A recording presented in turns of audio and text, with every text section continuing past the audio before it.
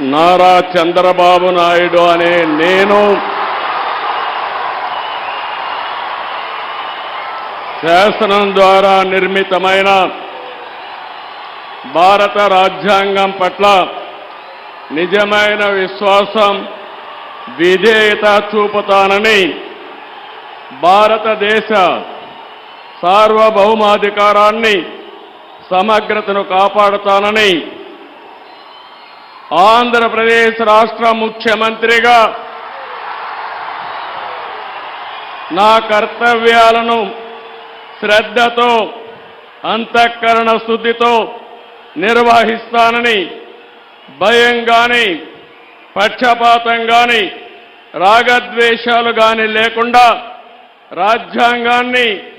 శాసనాలను అనుసరించి ప్రజలందరికీ న్యాయం చేకూరుస్తానని